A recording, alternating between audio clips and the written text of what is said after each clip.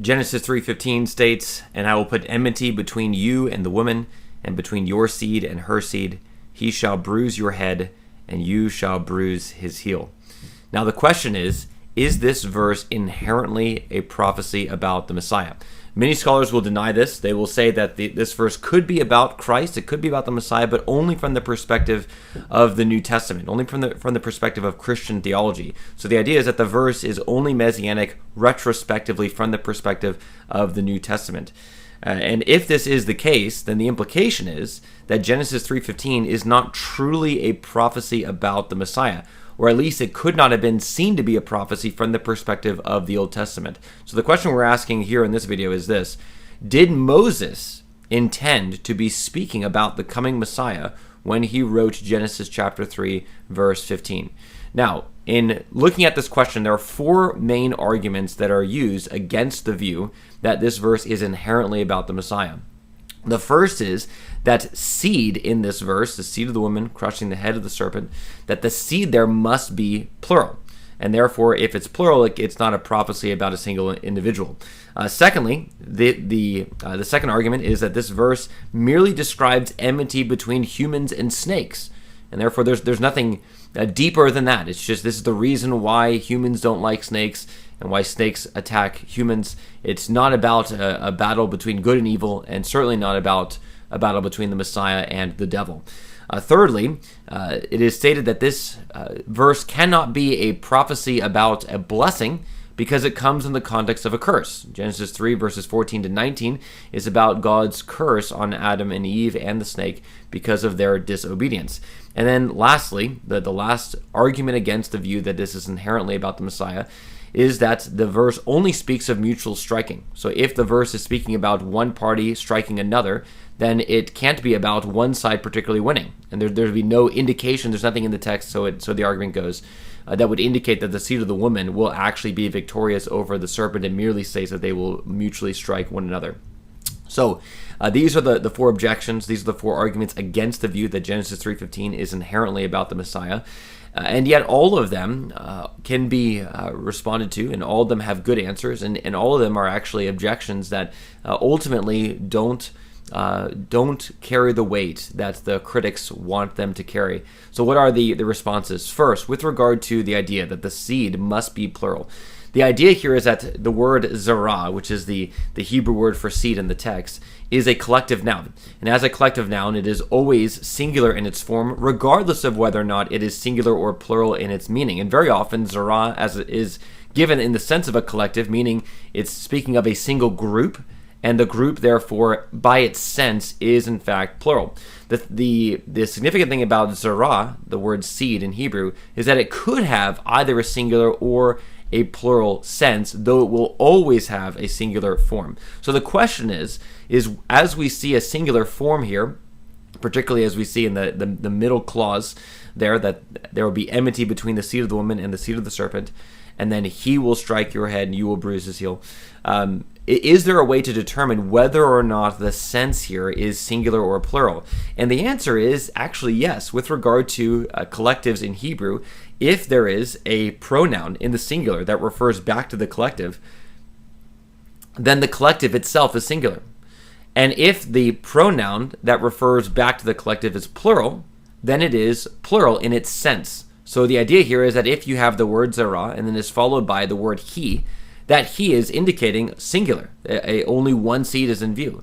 But if there is an intention to speak of plural, a group of seeds, so to speak, then the pronoun will be plural. What do we have here, particularly in the last clause of the verse? We have the singular. He will crush your head. You will bruise his heel. Singulars are being used in that last clause. The implication is that even according to Hebrew grammar, the collective there is being used as a singular. Now, at this point, the critical scholars will argue back. They'll say, well, the sense it must be plural in the second clause. So there's three main clauses here. There'll be enmity between the woman and the serpent, secondly between the seed of the woman and the seed of the serpent, and then thirdly, third clause, he will bruise your head, you will bruise his heel. They say that seed of the woman versus the seed of the serpent, the enmity between those two seeds must be plural. And this is true. This is true without question. That second clause is speaking about a plural seed of the woman versus a plural seed of the serpent. However, what the singular pronouns in the third clause are indicating is that there is actually a shift in person. That in the third clause we are now speaking about a singular individual. This is actually parallel to even with the enemy, so to speak, the evil side of the verse. There is the seed of the serpent, that is clearly plural, but then you'll notice in the third clause it is not the seed of the serpent whose head is crushed, but it is the serpent himself. The idea is that the verse is teaching that there will be enmity between these two seeds, these two groups, but that there will be a champion who will come from the seed of the woman, who will bear the name of the plural seed. He will be called seed of the woman just as they are called. And he will defeat the champion from the seed of the serpent, who is the serpent himself. The implication of this is that this verse is actually teaching that a single individual will crush the head of the serpent. Now, that's the first objection out of the way. The second argument, however, is that how do we know that the serpent is anything more than a serpent itself? Is this verse not just about the enmity that people have between humans and snakes? Well, this actually ignores and misses several important key features of the context. First, it is quite strange that of all the animals that God has made, clearly humans can speak, we are made in the image of God, but no other animals are able to speak except for this serpent.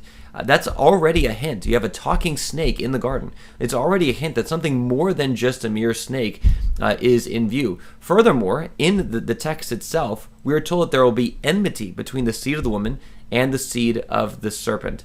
That there is enmity between the serpent and the woman herself.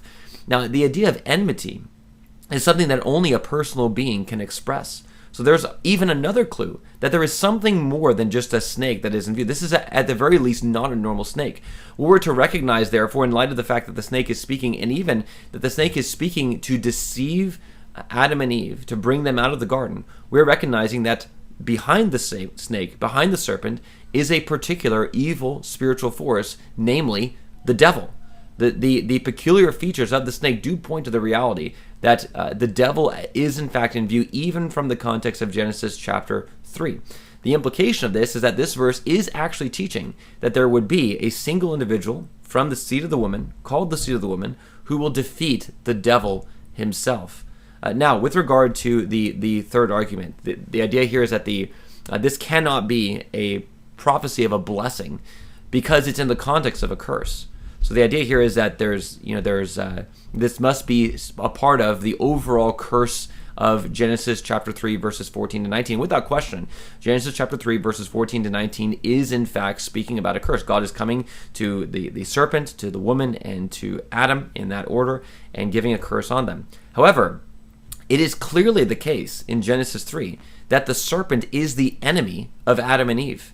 And if he receives the very first curse, and if in the context of the curse of the serpent, we have this promise that a seed of the woman will crush his head, that does actually indicate blessing, insofar as the scriptures very regularly speak of the curse on the enemy of the people of God as being a blessing for the people of God. The defeat of those who oppose the people of God is in fact a blessing. And so the very fact that this comes not just in the context of curses in general, but particularly in the context of the curse on the serpent, does indicate that there is a blessing that is in view. And lastly, with regard to the question of whether or not there is a victory that is proclaimed on either side, we really have the same contextual point that is helpful to us with regard to this question. How do we know that one side will be victorious over the other? In Hebrew, in Genesis chapter 3, verse 15, in that last clause, it's actually the same verb that is used to describe the strike of the seed of the woman and the strike of the serpent himself. The same verb is being used. And so, scholars will say, this indicates that there's no way to know who is going to win. However, remember, the context of Genesis 3:15 is particularly in the context of the curse on the serpent. If it is the case that the serpent is having his head crushed in the context of his curse, does indicate that the seed of the woman will actually win. Now, why is it the case then that Moses describes this strike using the same verb? The idea is that this is showing that there is a mutual strike that is happening, and even we can deduce from the context that this is a strike that happens at the same time. How do we know that? Well, if you're trying to crush the head of a serpent, the idea is that you would crush it by stomping on its head.